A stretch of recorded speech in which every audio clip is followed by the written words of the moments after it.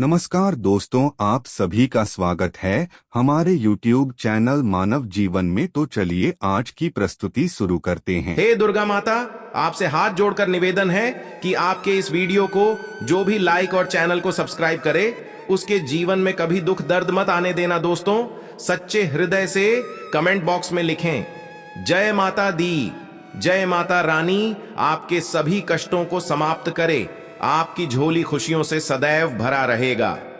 दोस्तों, नवरात्रि का महापर्व 9 देवी अर्थात 9 कन्याओं को समर्पित है। कन्या पूजन करने से हमारी समस्त पीड़ा दूर होती है, दुख दर्द दूर होते हैं, हर कष्ट दूर होते हैं। दोस्तों, मैं आपको बता दें, इस बार माता रानी हाथी की सवारी पर पृथ्वी लोक पर आ चुकी हैं और भक्तों के कष्टों को दूर करेंगे। जब जब माता रानी हाथी पर सवार होकर आती है, तब तक धरती पर फूल खिलते हैं और वर्षा होती है तथा हरियाली की उत्पत्ति होती है और जीवन सुगम हो जाता है। किसान के घर में साक्षात मां जगदम्बा जगत मां का आगमन होता है। दोस्तों, इस बार के नवरात्रि बहुत ही शुभ और मंगलकारी माने जा रहे हैं। इस बार शारदीय नवरात्रि 15 अक्टूबर दिन रविवार को शुरू होकर और इसका समापन 23 अक्टूबर दिन सोमवार को होगा। ऐसे में 24 अक्टूबर दिन मंगलवार को ही दुर्गा विसर्जन होगा। जो लोग माता रानी की स्थापना करते हैं, मूर्ति स्थापना करते हैं, वह लोग 24 अक्टूबर दिन मंगलवार को विसर्जन करेंगे। दोस्तों, नवरात्रि की अष्टमी और नवमी तिथि पर कन्या पूजन का विधान है। इस बार महाअष्टमी तिथि 22 अक्टूबर 2023 यानी कि इस दिन रविवार है और नवमी तिथि 23 अक्टूबर 2023 दिन सोमवार को है। ऐसे में आप अष्टमी और नवमी को इन दोनों तिथियों में कन्या पूजन अवश्य ही करें। कन्याओं को भोजन अवश्य खिलाएं। शास्त्रों में 9 दिनों के नवरात्रि को बहुत ही शुभ और मंगलकारी माना जाता है और वही 8 दिनों के नवरात्रि को अच्छा नहीं माना जाता। ऐसे में 10 दिनों के नवरात्रि बहुत ही शुभ माने गए हैं। शास्त्रों के अनुसार नवरात्रि के दिनों में माता रानी का पूजन करने से, कन्या पूजन करने से मां अभय वरदान प्रदान करती है। कुंडली में जो कष्ट होते हैं उन्हें ठीक कर देती है। श्रीधर की तरह ही सच्चे हृदय वाले व्यक्ति के सभी कष्टों का निवारण मां शीघ्र ही करती है। मां की उपासना से विनम्रता का विकास होता है। सभी कष्ट, दरिद्रता, दुख, कष्ट नष्ट हो जाते हैं। नवरात्रि में माता रानी का व्रत और पूजन किया जाता है, लेकिन नवरात्रि के दौरान सबसे ज्यादा महत्व होता है कन्या पूजन का। दोस्तों, कन्या रानी जो होती है फूल की पंखुड़ियों की तरह नाजुक होती है। कन्या पूजन सर्वप्रिय है, श्रेष्ठ है। कन्या के रूप में स्वयं जगदम्बा देवी माता, वैष्णो देवी या अर्थात समस्त ब्रह्मांड इनके शरीर के कण कण में वास करते हैं। बहुत कम लोग जानते हैं 33 कोटि देवी देवताओं का वास होता है। कन्याओं के मस्तक पर कन्या चाहे छोटी हो चाहे बड़ी हो, वह सदैव पूजनीय है, मां के समान मानी जाती है। दोस्तों, माना जाता है व्रत और उपासना से माता रानी इतना प्रसन्न नहीं होती है जितना कि कन्या पूजन से होती है। नवरात्रि में छोटी छोटी कन्याओं को माता रानी का स्वरूप माना जाता है। कन्याओं को भोग लगाया जाता है, उन्हें प्रसन्न किया जाता है और बदले में आशीर्वाद मांगा जाता है। कन्याओं को प्रसन्न करने के लिए गिफ्ट आदि उपहार वगैरह दिए जाते हैं। माना जाता है अगर कन्याओं को कोई भेंट दी जाए और वो उसे खुशी खुशी स्वीकार कर लें, तो इसका मतलब है माता रानी अर्थात माता वैष्णो ने वो भेंट स्वीकार कर ली। जिन पर कन्याएं प्रसन्न होती हैं तो समझो उन्हें माता रानी का आशीर्वाद मिल गया और माता रानी की कृपा से उन्हें मुन्हमांगा वरदान प्राप्त होता है। कन्या पूजन कोई मामूली पूजन नहीं होता। समस्त ब्रह्मांड में जो पूजा होती है उनसे बढ़कर कन्या पूजन को माना जाता है। 10 बार गंगा स्नान करने से और 100 बार यज्ञ करने से तथा 1000 बार यात्रा करने से जो पुण्य मिलता है, वह मात्र एक बार कन्या पूजन करने से करोड़ों गुना भक्त को मिल जाता है, प्राप्त हो जाता है। दोस्तों, इसीलिए कहा जाता है कि कन्याओं को सताना नहीं चाहिए, इससे समस्त ब्रह्मांड हिल जाता है। कन्याओं की जितनी सेवा की जाए कम ही होती है। कन्या ये कोई मामूली नहीं होती। कन्या के रूप में स्वयं उनके मस्तक पर विराजमान होकर स्वयं देवी चलकर आपके घर तक आती है। नवरात्रि में 2 साल से लेकर 10 साल तक की कन्या का पूजन होना चाहिए। अष्टमी अथवा नवमी को कन्याओं के पैर धोकर भोजन कराना, उपहार आदि देना श्रेष्ठ माना जाता है, दुर्लभ माना जाता है। ऐसा मौका कभी हाथों से नहीं जाने देना चाहिए। इस दिन जितना ज्यादा हो सके कन्याओं को हाथ पकड़कर, पैर पकड़कर अपने घर तक लेकर आए। दोस्तों, में वीडियो में आगे बढ़ने से पहले आप अपनी राशि भी कमेंट बॉक्स में जरूर डाल दीजिएगा। यदि हमारे पास कोई उपाय होगा तो वह आकर हम आपके कमेंट के रिप्लाई में बता देंगे। कोई भी राशि के अनुसार अगर उपाय करता है तो माता वैष्णव बड़ी प्रसन्न होती हैं और ऐश्वर्य धन प्रदान करती है, मालामाल बना देती है। इसीलिए राशि कमेंट में जरूर छोड़ें और हाँ, माता को एक लायक जरूर करें। लायक करने में कंजूसी न करें। दोस्तों को कैसे करें कन्याओं का स्वागत? कन्या जब आपके घर आए तब सभी के पैरों को दूध और पानी से उनके पैरों को बुलाना चाहिए।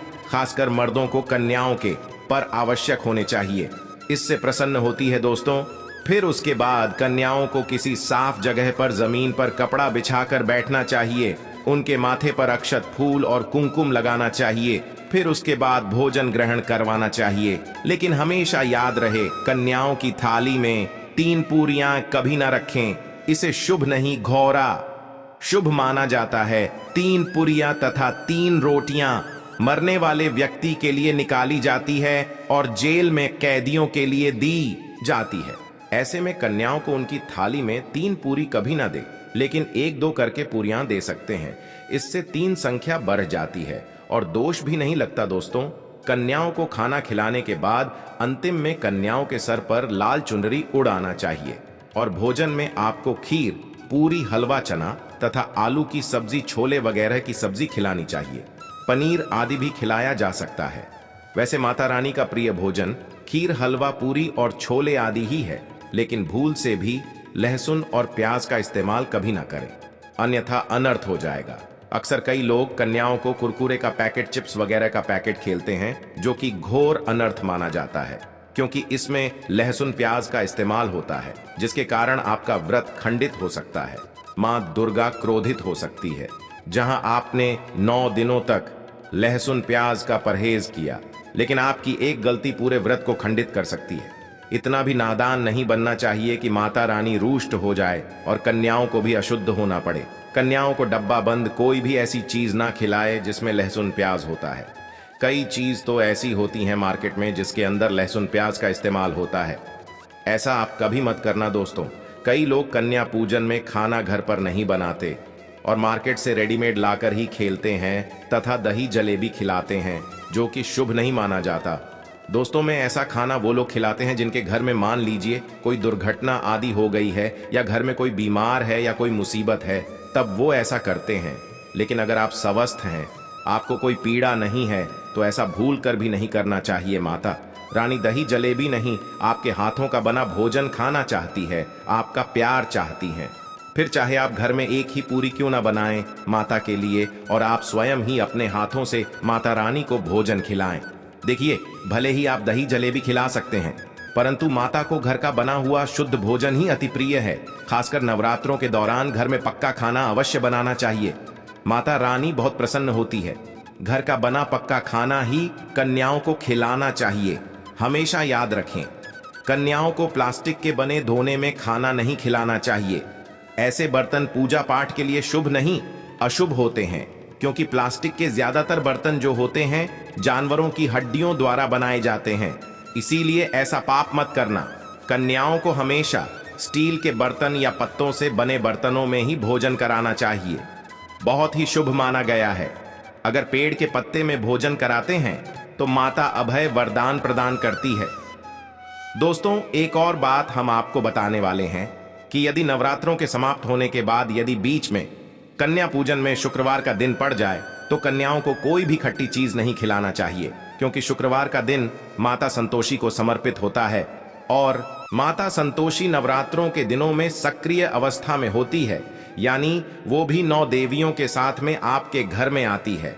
इसीलिए कन्याओं को भूलकर भी शुक्रवार का दिन अगर पड़ जाए तो खट्टी चीज घर में नहीं बनाना चाहिए और कन्याओं को भी खट्टी चीज नहीं खिलाना चाहिए। घोर पाप लगेगा, आपका किया कराया सब बर्बाद हो सकता है।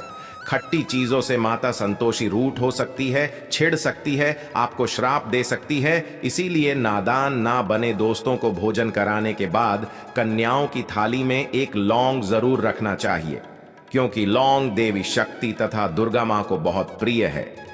लौंग माता शक्ति का प्रतीक होती है। लौंग में नवदुर्गा का वास होता है। इन 9 दिनों में माता रानी को लौंग का भोग ही लगाया जाता है। तो खाना खाने के बाद कन्याओं को लौंग अवश्य अर्पित करें। माता रानी को अमृत से बढ़कर लौंग प्रिय है, इसीलिए कन्याओं को थाली में चुपचाप एक लौंग जरूर रख दें। आपका भाग्य चमक जाएगा। माता लक्ष्मी आपके जीवन में धन की कोई भी कमी नहीं होने देंगे। दोस्तों, आपको बता दें कन्याओं को उपहार में क्या दें। कन्याओं को खुश करने के लिए उनकी थाली में दक्षिणा डालें, ताकि आपके घर में संपन्नता बनी रहे तथा धन की कोई भी कमी ना हो। कन्या जब आपके घर से खुशी खुशी धन लेकर जाती है, तो वह भी आपको खुशी खुशी कई गुना आपको धन प्रदान करती है। इस समय कंजूसी मत करना। खुशी कन्याओं को धन अवश्य देना। कन्याओं को कोई सुंदर गिफ्ट दे सकते हैं। शास्त्रों में बताया जाता है कि कन्या जितना खुश होती है, माता रानी उतना ही जल्द फल की प्राप्ति प्रदान करती है। ऐसे में आप कन्याओं को चॉकलेट बॉक्स दे सकते हैं तथा खूबसूरत कपड़े दे सकते हैं। याद रहे, काले कपड़े ना दें और स्टील के बर्तन भी गिफ्ट के तौर पर दे सकते हैं। याद रहे कि कन्याओं को लोहे का कोई भी सामान नहीं देना चाहिए, नहीं तो राहु केतु का प्रभाव आपके जीवन में प्रवेश कर जाएगा। राहु काल तथा राहु दोष आपको लग जाएगा। आप बर्बाद भी हो सकते हैं। दोस्तों, जब कन्या अपने घर के लिए प्रस्थान करें तो उनके चरण जरूर छू लें और अपने मन में अपनी प्रार्थना को पूरा करें। सच्चे दिल से मांगी हुई मुराद माता रानी अवश्य ही पूरी करती है। सच्चे दिल का मतलब होता है मन में कोई भी लालच ना हो, और अगर वो लालच माता को पाने के लिए बन जाए तो उसे बोलते हैं सच्ची श्रद्धा और सच्ची भक्ति। ऐसी भक्ति के आगे स्वयं 33 कोटि देवी देवता आपको नमस्कार करते हैं। दोस्तों, नवरात्रों के दिनों में अगर मिल जाए आपको ये संकेत, तो समझो माँ दुर्गा आपके घर में आ चुकी हैं। ये संकेत बताते हैं माँ दुर्गा का आशीर्वाद आपको प्राप्त होने वाला है। तो आइए शुरू करते हैं। दोस्तों, पहला संकेत, जब आप कलश स्थापना करते हैं तो जड़ से निकली हरियाली बहुत ही शुभ मानी गई है। कहा जाता है कि जड़ से निकली हरियाली हमारे भविष्य में होने वाले अच्छे और बुरे होने का संकेत देती है। ये सभी बातें हमारे आने वाले साल का भविष्य बताती हैं। यदि आपने जॉब हुए हैं और वो किसी कारणवश नहीं हो पाए हैं, तो ये संकेत बड़ा ही मनहूस माना गया है। कहा जाता है कि नवरात्रों में जो अगर सूख जाते हैं या बरतते नहीं हैं, तो आपको समझ लेना चाहिए कि यह साल आपका खराब होने वाला है तथा घर में कोई बीमारी आने वाली है, या दिन दुगनी रात चौगुनी आपकी कम होने वाली है या घटने वाली है। दोस्तों, ये धन हानि का संकेत माना गया है कि आपने कोई ना कोई गलती ऐसी कर दी होगी जिसके कारण माता रानी नाराज हो गई है। इसीलिए माता से आप क्षमा अवश्य मांग ले। माँ अपने भक्तों को अवश्य माफ करती है। एक माँ ही होती है जो अपने बेटे को, अपने लाल को हर गलती पर माफ करती है। लेकिन ऐसा बेटा किस काम का जो माँ से माफी ना मांगे। इसलिए माता रानी से अपनी गलती की माफी अवश्य मांग ले में, या वैष्णव अपने भक्तों को कभी निराश ही नहीं करती, बल्कि उन्हें धन धान्य से और खुशियों से परिपूर्ण बना देती है। और दोस्तों में यदि जो हरे भरे हो जाते हैं तो ये शुभ संकेत होता है। इससे आने वाले समय में आपको बहुत ज्यादा ही धन लाभ होगा। माना जाता है कि 1 रुपए का सिक्का या चांदी का कोई भी सिक्का जड़ के बीचों बीच में अगर मिट्टी में दबा दिया जाए तो घर में सुख समृद्धि आती है। माता लक्ष्मी दौड़ी दौड़ी चली आती है, जो कि अंदर हमेशा 1 रुपए का सिक्का अवश्य डालना चाहिए।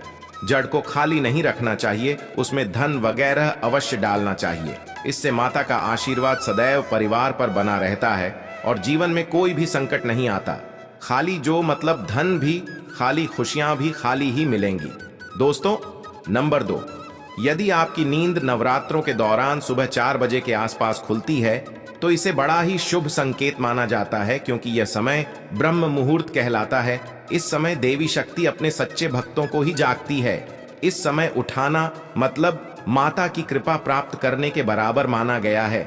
ये संकेत बताते हैं कि माता की सच्ची भक्ति का प्रभाव आपके ऊपर हो चुका है और माता रानी आपको जल्दी ही कोई खुशखबरी देने वाली है। माँ आपकी सच्ची भक्ति से बहुत खुश हैं। दोस्तों, नंबर 3, यदि नवरात्रि में आपका मन प्रसन्न होने लगे, पूजा पाठ में आपका मन लगने लगे, पूजा करते समय मन का शांत होना, यह दर्शाता है कि आपको बहुत जल्द मां की कृपा प्राप्त होने वाली है। माता रानी आपकी भक्ति से बहुत खुश हैं। आपकी भक्ति माता रानी को आनंद दे रही है। ऐसे व्यक्ति को समझ जाना चाहिए कि उसके जीवन में अब अच्छा समय आने वाला है। दोस्तों, नंबर 4, नवरात्रों के दौरान अगर मां के गले से फूल गिर जाए तथा जौ के हरे भरे पत्ते अगर बिन हवा के हिल जाए तो इसे अति उत्तम माना गया है। यह संकेत बताता है कि माता रानी का आगमन आपके घर में अस्थायी रूप से हो चुका है। आपको माता लक्ष्मी की कृपा प्राप्त होने वाली है। ये संकेत कुछ खास लोगों को ही दिखाई देते हैं। माना जाता है कि पूजा करते समय अगर धुआं अधिक बढ़ जाए तो इससे यह पता चलता है कि आपके घर से गरीबी हमेशा हमेशा के लिए जाने वाली है। भूत प्रेत आत्मा है, अब आपके घर से हमेशा के लिए जाने वाले हैं। पूजा करते समय धुएं का अधिक होना बहुत ही शुभ और मंगलकारी माना गया है। यह संकेत भविष्य में अच्छे परिणाम को दर्शाते हैं। दोस्तों, नंबर 5, द्वार पर गाय का आना। वेदों में बताया जाता है कि नवरात्रि के दौरान गाय माता का घर में आना बड़ा ही शुभ संकेत माना गया है। नवरात्रि में द्वार पर गाय का आना अत्यंत शुभ है। यदि आपके भी द्वार पर गाय आती है तो गाय के माथे पर कुमकुम लगाना ना भूलें तथा गाय को रोटी जरूर खिलाएं। इससे मां दुर्गा अत्यंत प्रसन्न होंगी और आपकी झोली खुशियों से भर देंगी। द्वार पर गाय का बार बार आना भी जीवन में आने वाले अच्छे संकेतों की ओर इशारा करता है। दोस्तों, नंबर 6, सपने में शेर का दिखाई देना। अगर आपके सपनों में मां दुर्गा दिखाई देती है, अर्थात कोई भी देवी अगर आपके सपनों में दिखाई देती है तो बड़ा ही शुभ माना गया है। नवरात्रों के पावन अवसर पर माता के दर्शन किसी खास भक्तों को ही होते हैं। ये सपने कभी किसी को शेर मत करना। यदि माता की सवारी तथा शेर रात्रि में सपने में बार बार दिखाई देता है तो मां दुर्गा आपसे प्रसन्न है। ये संकेत बताते हैं कि जल्द ही आपकी कोई मनोकामना अवश्य पूर्ण होगी और आपके शत्रुओं का नाश हो जाएगा।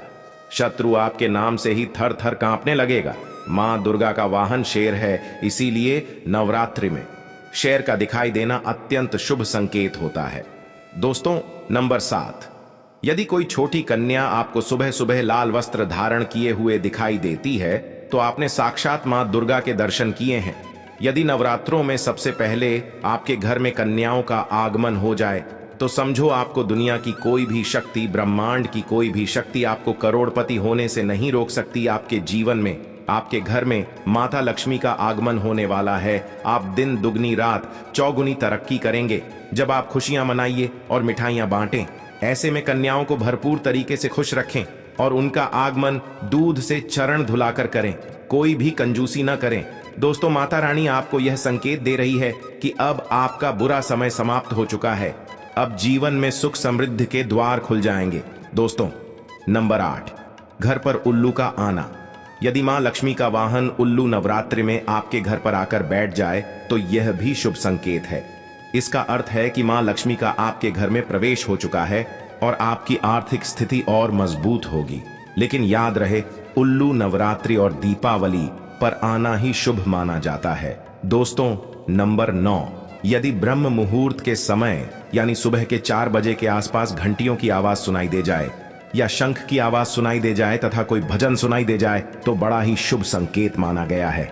इससे यह पता चलता है कि माता रानी आपकी भक्ति से बहुत प्रसन्न हैं और आपके जीवन में सभी नकारात्मकता का नाश होने वाला है तथा माता लक्ष्मी की कृपा आपको प्राप्त होने वाली है। दोस्तों, नवरात्रों के दौरान घर में काली चींटियों का दिखाना, लंबी लंबी लाइन बनाकर मुंह में खाना ले जाते हुए चींटियों को देखना अच्छा संकेत माना गया है।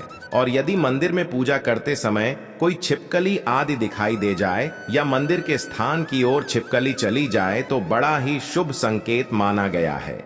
इससे यह पता चलता है कि आपको माता लक्ष्मी की कृपा प्राप्त होने वाली है। मां का आशीर्वाद आपको मिलने वाला है। नवरात्रों के दौरान मंदिर में छिपकली का दिखना बहुत ही शुभ संकेत माना गया है। आपकी भक्ति का फल आपको शीघ्र ही मिलने वाला है, क्योंकि छिपकली को माता लक्ष्मी का प्रतीक माना गया है। किसी शुभ अवसर पर छिपकली का दिखना मंगलकारी माना गया है और नवरात्रि में छिपकली का मंदिर में दिखना साक्षात देवी लक्ष्मी का स्वरूप माना गया है। दोस्तों, अगर आप वाकई में मां वैष्णो की कृपा पाना चाहते हैं तो कमेंट बॉक्स में लिखें, जय माता दी माता रानी आपकी झोली खुशियों से भर दें। मां वैष्णो के लिए एक लाइक तो बनता है। वीडियो में दी गई जानकारी अगर अच्छी लगी हो तो प्लीज हमारे चैनल मानव जीवन को सब्सक्राइब करें, लाइक करें। धन्यवाद।